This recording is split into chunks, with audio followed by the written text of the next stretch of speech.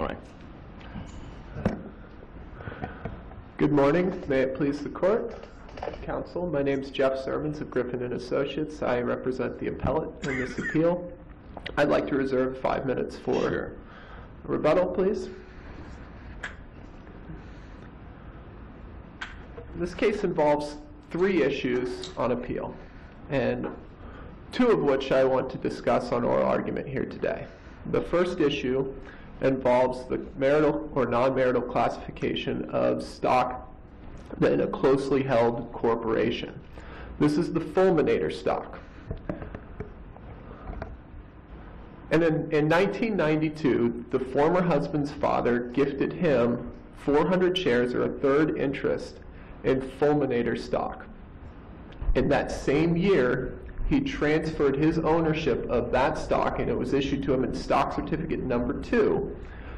He transferred his ownership of that stock to himself and his wife, our client, now Gina Guthrie, on stock certificate number 4 as tenants by the entirety. And that's undisputed on the record. Both parties agree that that happened in December of 1992.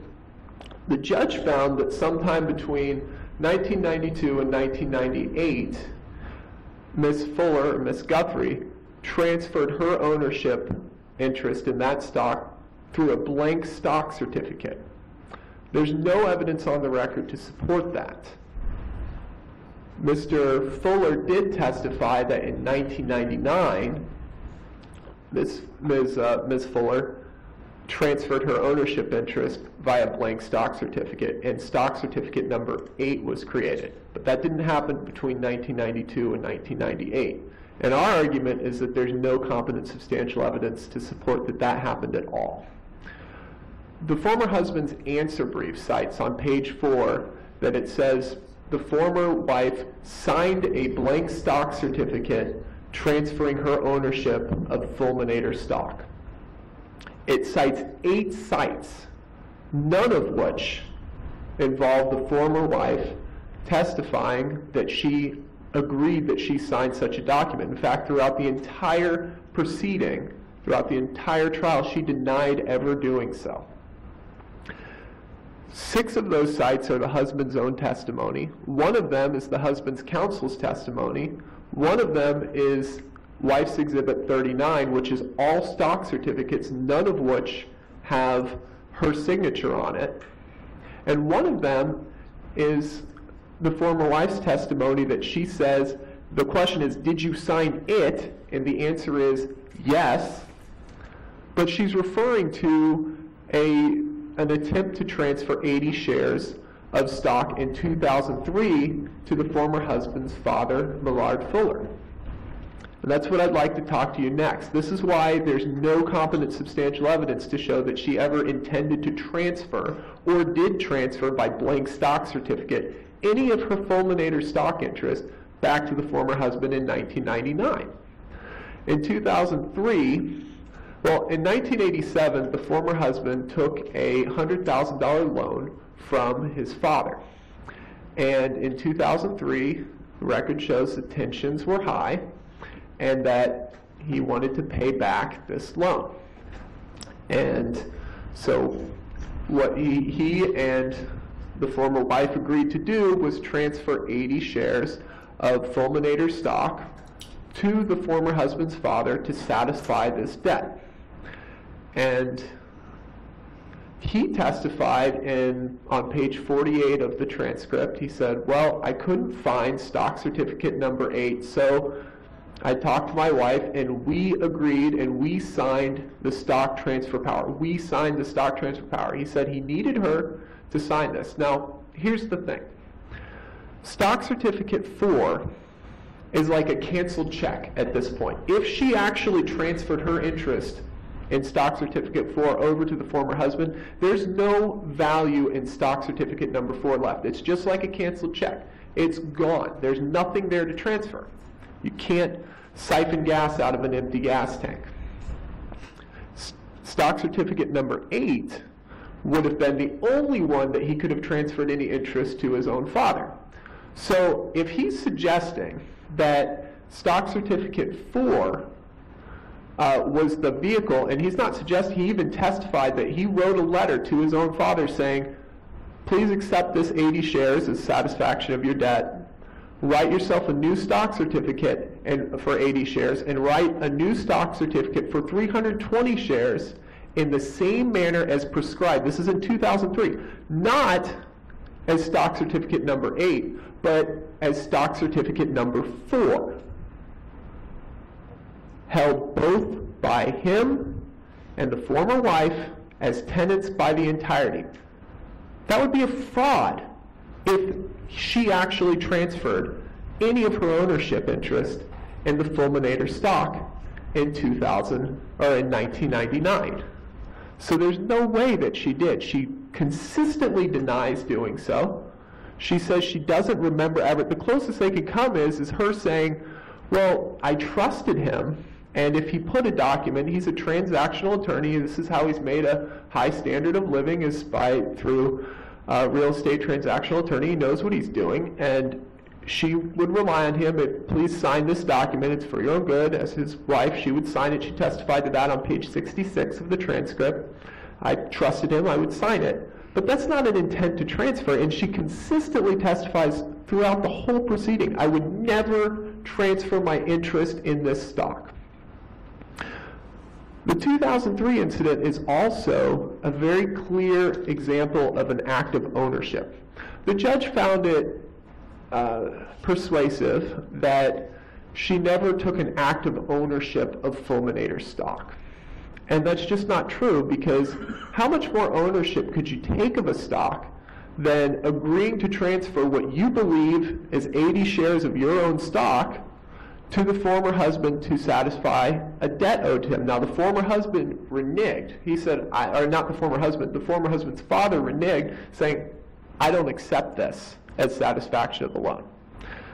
And not only that, she reneged her offer even before that, because the former husband's father was rude to her children, and so she said, you know what, I'm not going to do this. So she scratched out her name, she scratched out his name on the stock certificate, she scratched out 80 shares, and she said on the record, I'm not going to give it to him, he can pry it out of my dead hands. If that's not an act of ownership, I don't know what is. And you can see the scratching out. If you look at Wife's Exhibit 39A, you can see in multicolor, you can see in purple ink where she goes through and she scratches out the 80. And you can see that it says Stock Certificate 4, Wife's Exhibit 39A is Stock Certificate 4. She scratches out the 80, she scratches out Millard Fuller, and she scratches out her own signature. And that's the only place where you see her signature, is right there. You see his signature scratched out, and you see her signature scratched out. Gina Fuller, scratched, because she does not want to give her stock to her father-in-law, who was rude to her children. So there's no substantial evidence that supports that she signed a blank stock certificate. There's no blank stock certificate in the record. And she took an act of ownership of this stock. This is valuable stock. This is an income-producing asset. It was appraised and valued at around $316,000. So the value of the asset, the marital value, is $158,000.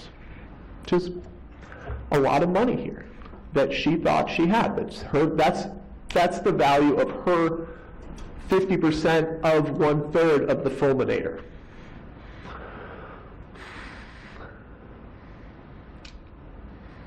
The next issue I'd like to talk to you about is the alimony issue. This is a pretty clear case involving non-passive versus passive income. Jeff Fuller testified and showed that he received a salary of around $24,500 in 2011. But what he didn't include, and what the trial judge didn't include in its income calculation, was non-passive K-1 income reported on his 2011 joint tax return. And if you look at it, it's Husband's Exhibit 6.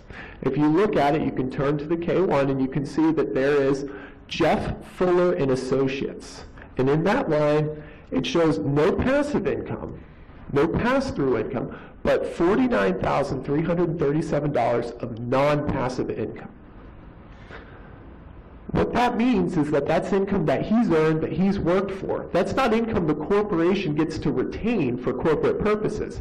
He cites in his answer brief to Zold versus Zold, the Supreme Court Florida case from 2005, and Tres Palacios v. Tres Palacios, which is a 2008 second DCA decision. But both of those cases involve pass-through income. And if we were talking about passive or pass-through income, we would have to show, as he says in his brief, that it's retained for non-corporate purposes. And if so, then it's used for calculation of alimony. But in this case, we're talking about non-passive income. Non-passive income is income that he's earned.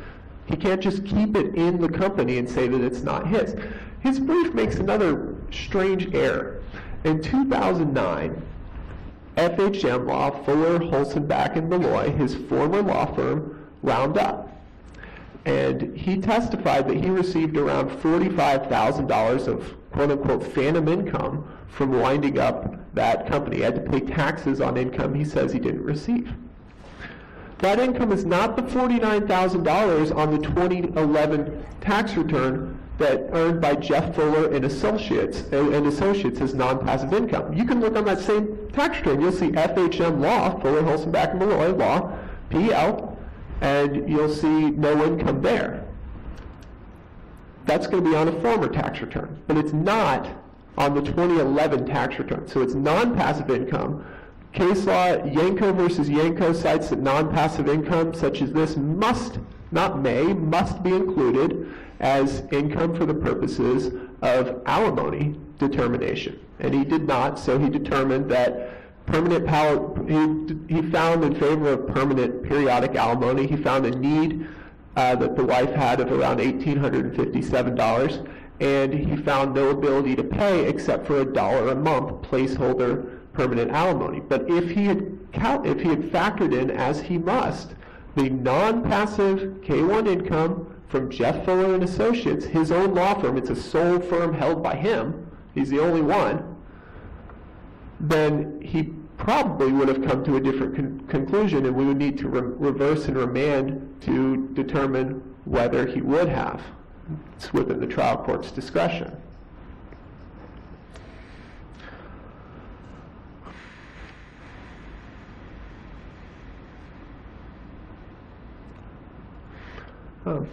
At this time, those are the only two issues I'd like to discuss on this appeal. We're not discussing the cross appeal in this oral argument, I trust. You might want to save more than your 5 for the rebuttal, okay, so that you can address that. All right. You are at about 7 minutes left. Okay, I'll save 7 minutes, please, for rebuttal. Thank you. And Mr. Anton, you can save some rebuttal time on your cross appeal if you would. I'm going to try to keep all this straight. Thank you. May it please the court, my name is David Anton. I represent the former husband, Jeff Fuller, and it's a pleasure to argue with you all here today, opposing counsels. The first issue I'm going to deal with is the fulminator after Jeff Fuller, his parents, the fulminator stock and equitable distribution issue. Before I begin, though, I want to say there is a big white elephant sitting in the room, so to speak, which is the topic that may make most of the other discussions moot on that particular issue that was never brought up, which is the finding of fact by the trial court that when that stock was placed from the sole name of the husband to the joint names of the husband and the wife, that it was done for estate planning and asset protection purposes. That would be a finding of fact clearly made by the court in writing on pages 2 and 3 of the final judgment. And also is consistent with what is contained within the record. And if that finding of fact is accurate, then whether or not that stock was left in the names of the parties jointly or was later transferred to the husband's name might be an irrelevant factor or issue, because you can still find that something is non-marital if it was placed in joint names solely for asset protection or for some reason other than to find that it is the presumption that it is a gift. That having been said, I will then start at the beginning and try to explain to the court why this really is not an issue that should be before an appellate court. This is an equitable distribution issue pursuant to Florida statute section 61.075, the standard of review. Well, for the trial court, it's clear and convincing evidence. They have to have clear and convincing evidence from the former husband in order to find that the asset is a non-marital asset. But after that, when it comes before the appellate court, you hear today, it is a much different standard. It is that of abuse of discretion. That having been said, we are here before an appellate court, and thus we go before the court with the abuse of discretion standard and the reasonable person standard that, or analysis that flows therefrom, which I'm not going to go through obviously here today. It's not necessary, I don't think. It's a kind of a two-hurdle appellate analysis. A, does the record support the findings of fact that are contained within the final judgment? B, do the findings of fact contained within the final judgment justify the court's actual order, which is that the fulminator stock is a non-marital asset of Mr. Fuller? Let me start with what is the easier, I believe, of the two, which is B, whether or not the findings of fact contained within the final judgment are sufficient to support the court's order that the asset is a non-marital asset. Now, this is partly made simpler by the trial court because most, though not all, of the findings of fact on this issue are found in 15 short lines, all put together in one place, found on page 2 and 3 of the final judgment.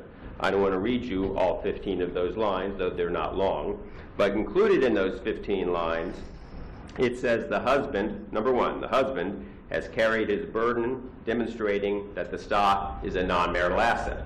Another finding of fact contained within there, it says, at around this time period, and I'm quoting this, for estate planning and asset protection purposes, the husband caused the stock certificate to be issued in both his and the wife's name.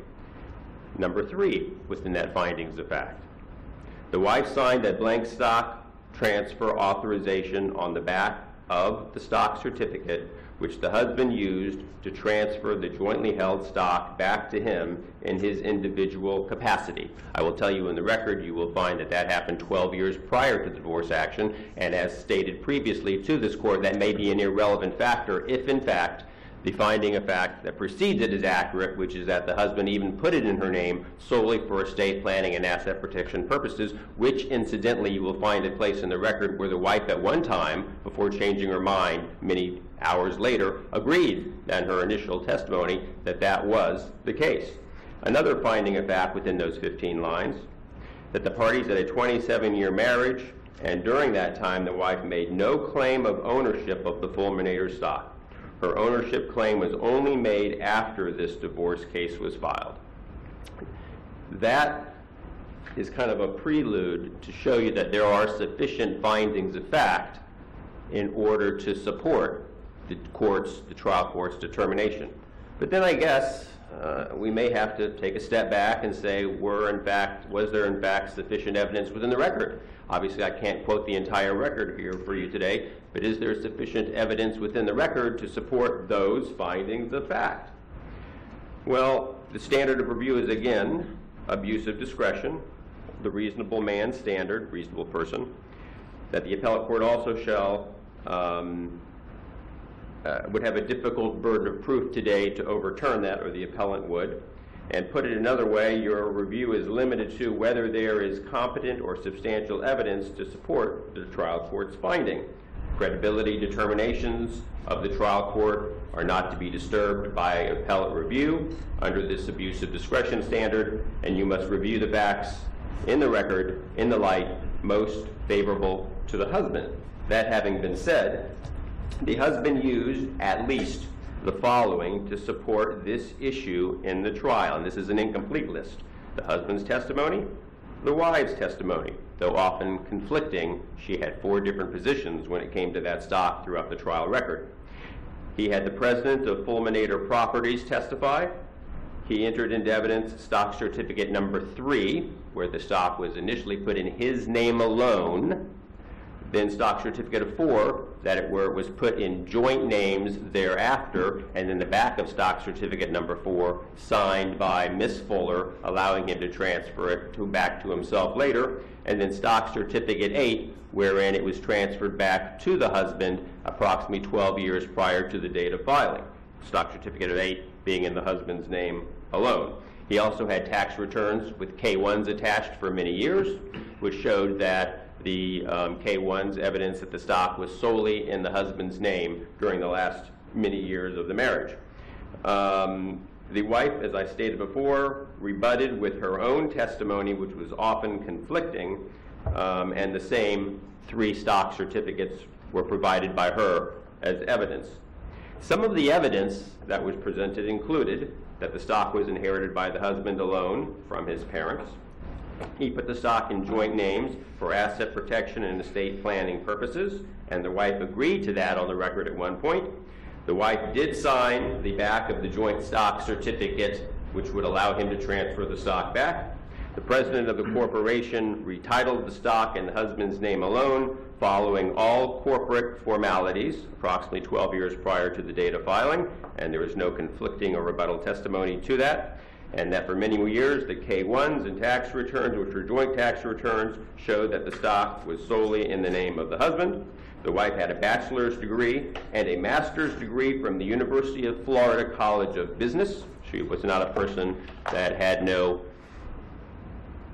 formal training in business ways, and that the wife had a considerable working employment history, which included working for the Department of Commerce for the state of Florida, NCM Bank, later Bank of America, and she had been a school teacher for the last 10 years of the marriage. Which is important that I mentioned before is that the wife often had conflicting testimony. She at one time said the transfer to her, the joint transfer from her and her husband, to her and her husband, was for estate planning and asset protection purposes. She later did say that in her testimony that she did sign the back of the stock certificate number 4, the joint stock certificate, approximately 12 years before the divorce. She also then said that she never claimed she didn't know, she never also made a claim that she didn't know that stock certificate 8 didn't exist. And then some later inconsistent testimony was that where she calls into question the authenticity of her signature towards the end of the trial. Could a reasonable person differ as to the support for the findings of fact under the clear and convincing evidence standard? The answer is no. Might you have made a different decision had you been in the trial court? I don't know, but possibly yes, but also possibly no. You weren't there. You didn't hear the demeanor of the parties. You didn't see all of the intangible evidence that came before the court. Thus, that is why you had the abuse of discretion standard of review here today, and based upon that, it is the former husband's position that you must affirm the trial court's position. Do we have any questions on that before I move on to the alimony issues? The next issue, that being alimony. Again, there's a white elephant in the room on that one, isn't there? Yes, there is, Your Honor. There is a white elephant. That starting off would be that the court made a specific finding of fact in its 8 pages of findings of fact concerning alimony.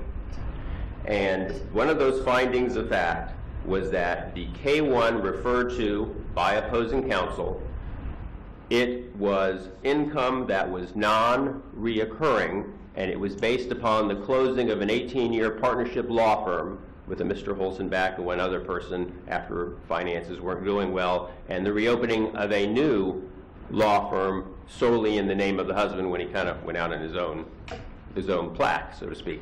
And so that was a clear finding of fact on the record. The court did not say that the K-1 didn't exist, did not say that the K-1 was not important, did not ignore the K-1 in any way, shape, or form. He found that the K-1 contained information or showed passive income of sorts, whatever, I'm making that up, whatever it showed, but it was non-reoccurring. So that would have to be a finding of fact that this court would have to somehow nullify if it was to hold for the position of opposing counsel. There is no debate that K-1 income in general is supposed to be included within the income of individuals under normal circumstances for child support and alimony purposes. However, there are some carve-out exceptions to that. Exception number one, which kind of applies here but not entirely, is if it is K1 that it results because of income that really must be held within the corporation under logical business purposes. And I cited that in the brief, though that really isn't the primary issue here. The second reason you may not include it for going forward in the future is if it is in fact a non-reoccurring event. For example, if you sell an asset, it happened once, the asset's gone, you don't have any other assets to sell, then it results in K1 income, but it's not going to happen again in the future, you don't include that. That is more in kind to what we're talking about here, Your Honor, and I hope I've answered your question, but I want to find out when I'm done, because it is clearly a finding of fact in the final judgment that that is the case. Did I answer your question, or is there another white elephant? The white elephant I was thinking of was although I appreciate your argument very much, the learned judge below apparently has concluded that nominal or token alimony was appropriate because once a man hits his 50s, he's so enfeebled and senescent that there's no real prospect of his working and earning a substantial income. I can address Is that your view as well, counsel? No, and I'll tell you why. And I say this, please, with all due respect, Your Honor. I don't think that's really what the trial court exactly said. But you'll read it. The words are there. I overstated it. Yes, I think you did. But the concept, I understand exactly what you're asking me, and let me answer it this way. First of all, this is a single statement made by the court. I'm not saying it's wrong, but it is not what the court primarily relied upon when making its decision. Number two, you have to understand the full totality of the facts of this case. This is a case where the husband was reaching his 50s, the wife also, but that was also accompanied by not only a down economy that affected his business, but most importantly, to answer your question, a man who had been physically humbled, a man who had had diabetes for approximately the last 9 years and had within the last 4 years become insulin dependent. All of these are contained within the record. And based upon the fact that that was the case and the children had moved out of the home, it was reasonable to conclude that in fact they weren't likely going to be living the same standard of living that they were before. However, that was not at all a needed fact in order for the court to make its determination concerning alimony. May I please explain? That'll kind of curve me in back into the regular case, which is you will find approximately 8 pages of findings of fact concerning alimony. Of course, it answers all of those factors in 61.08 A through J. I think it lists each one, but it also provides many more. And what are some of those findings of fact? They first found, let me start at the top. Hopefully, I think I have time for this. Again, this is a narrow review. It's abuse of discretion. It needs to be understood by the court that this was not a denial of alimony. It was $1 a month, which would allow her to come back, and it is our position that this would have been a much better supplemental petition, potentially, than it would be an appellate review. The court did specifically find the wife entitled to alimony. That's why she got the $1. She also did find that the court took the time to find that the wife's needs were $1,876 per month, and he found that with great detail. He then went through all the alimony factors like I talked about. He also did determine the parties, now we're getting right to what I was talking about, their current incomes. This trial took place in November of 2012. They found that the parties' 2012 incomes were going to be as follows. The husband making $36,000 from his law practice as W-2 form income, $9,000 is K-1 type income, call it fringe benefits, and $20,000 from investment income. Adding it up, you have $65,000 of gross, not net income, or $54.16 a month. But the court also found that the husband had significant health issues and health needs that would cost him additional monies on the side. By contrast, the wife's 2012 was $43,700 gross, or $3,642 per month gross, a difference between her and her husband of $1,774 per month. But her health insurance was provided for free, and she had none or very few of the health expenses or needs that the former husband had. Mr. Anton, you're down to about 5 minutes, and I I don't know if you want to reserve rebuttal time or for your cross appeal or address the cross appeal even, but I'm just giving you a heads up. Thank you. The court fully detailed the husband's health insurance issues, including those that I mentioned to you. He also tracked, this is important, the husband's past income. In 2007, he made $130,000. In 2008, this is gross, he made $154,000. 2009, 2 years before the divorce filing, he made $47,000, a dramatic reduction which followed his health issues and the drop in the economy in the real estate area where he made a primary portion of his income. In 2010, it got worse. This is a full year before the date of filing. He made $9,856. In 2011, the year of the divorce filing, he actually made much more, $24,500, and in 2013, $36,000. There is a $1 per year reservation of jurisdiction. Is this something that's going to be overturned on appeal given those facts? There are specific findings of fact also in the record that his earnings decline was not divorce planning, that it was due to the economy, the real estate market, and health insurance issues, and that it coincided also with a breakup of his partnership that had lasted 18 years in the law firm. I think I've talked about the K-1 income, but I'll say that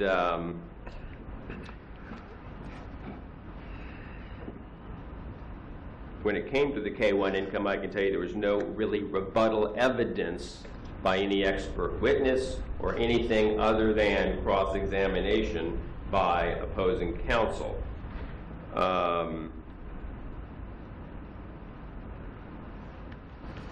That having been said, on the cross appeal, this is an appeal which is taken because the former husband filed a motion to amend his petition for dissolution of marriage to add a third party. The reason being, it's clearly stated in the memo, but that the third party was the owner, was the daughter of a piece of property that was purchased by the parties 3 years prior to the divorce filing. It was a condominium in Gainesville, which they put in the name of their daughters on a temporary basis for tax reasons. The reasons are stated in there, and that the daughter was to return it to them upon her graduation from college. She did not. He tried to convince her otherwise, but he alleges that the wife told her not to do it and coerced her not to do it, and when he wanted to add her as a party, that was denied by the court. It was not done late on. It was filed, that motion, 10 months before the trial and determined by the court in the negative 5 months before the trial. And that deprived him of the ability to argue equitable distribution for that $150,000 asset. The court, of course, is supposed to list the marital assets and then, under the equitable distribution statute, divide out the non-marital assets, but that wasn't one of the assets that was in the listing, and the party that owned it wasn't available at the trial because they were not a party, and based upon that, he would like not a trial de novo, but the ability to simply try whether or not that is a marital asset and should be divided between the parties. Nothing further. I probably don't have any time anyway. You have about a minute. I reserve it. You can reserve it.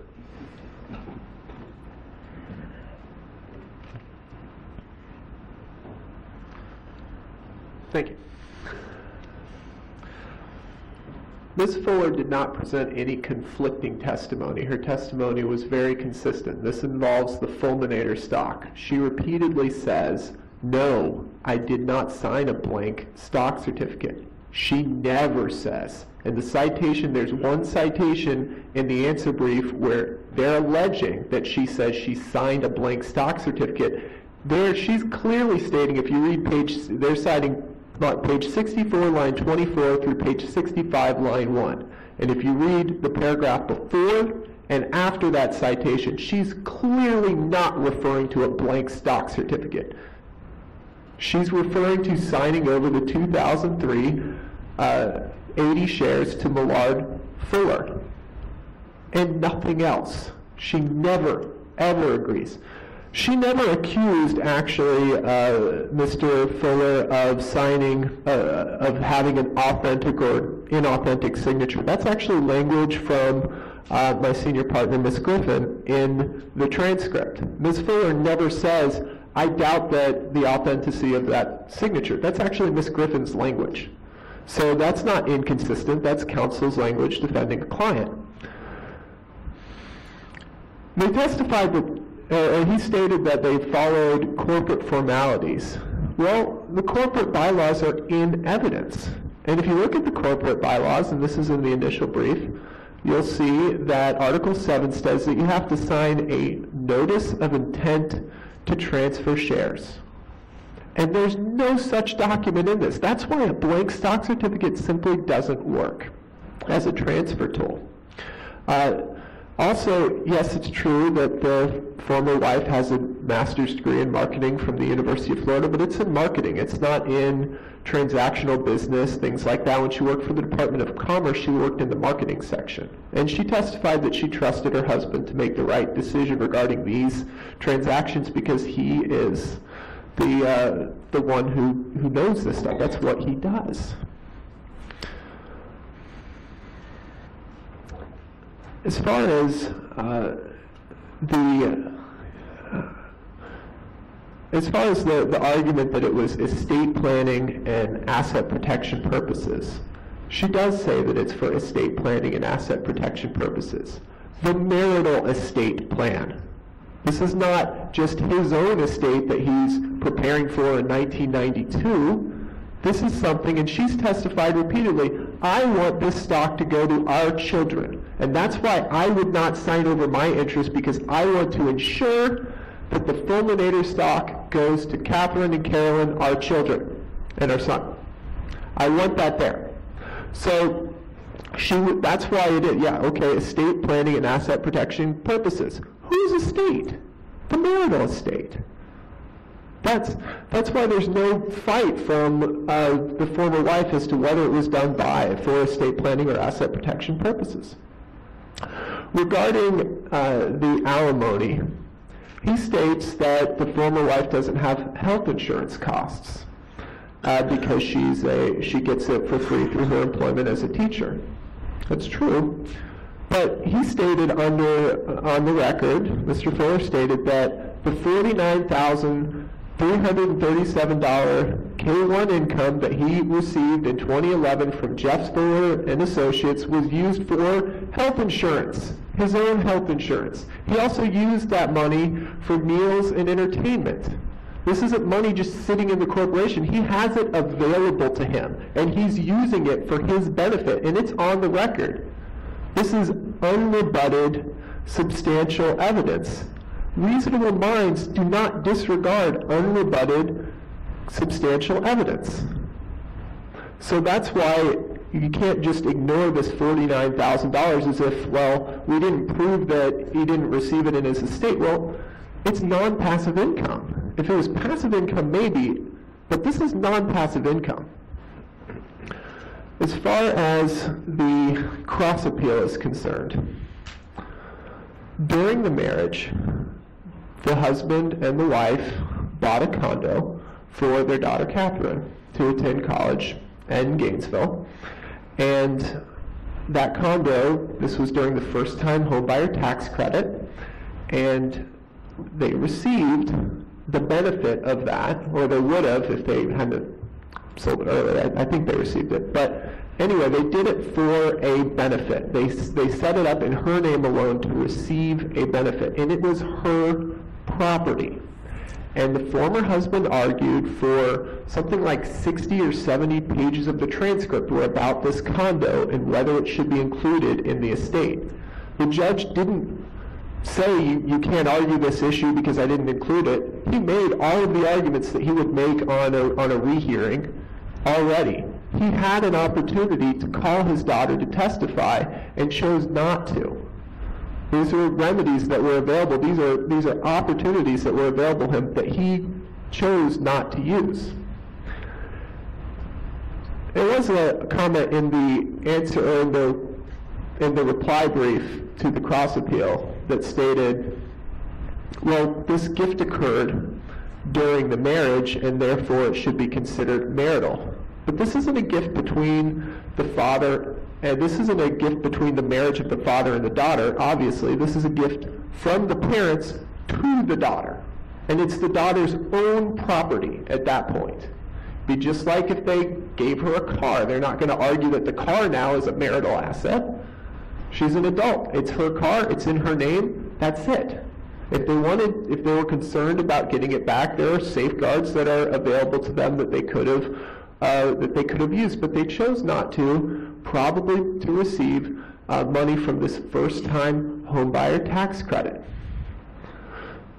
So on the issue of the fulminator stock, I would ask you guys to reverse and remand, finding that it's marital property, that even if it was given for estate planning and asset protection purposes, that it was still for the marital estate, and that she never gave up her interest. She actually, contrary and unrebutted evidence, and reasonable minds don't disregard unrebutted evidence, took acts of ownership during the marriage, not just during the divorce, but during the marriage of this fulminator stock, and that therefore we need to remand to determine, to distribute the asset in equitable distribution 50-50. As far as, okay, thank you. In my approximately 1 minute, I want to summarize what I think is really the most important concept here. First, I believe a reading of the final judgment will clearly evidence that there are sufficient findings of fact contained within the final judgment to support both the equitable distribution and the alimony awards referred to here today. It's not a case of a lack of findings of fact or misplaced findings of fact. What this appellate court will need to do if it wants to overturn either is find that somehow, not having been at the trial, that the judge took the evidence and made improper findings of fact or misconstrued findings of fact, which resulted in one of these improper awards, so to speak. And again, because the appellate court wasn't there during this heated dissolution of marriage action, they would have to apply the standard of that of abuse of discretion. Your time's up. Thank you. Thank you both. All right. Our next case are the Herreras versus Tower Hill Preferred Insurance Company.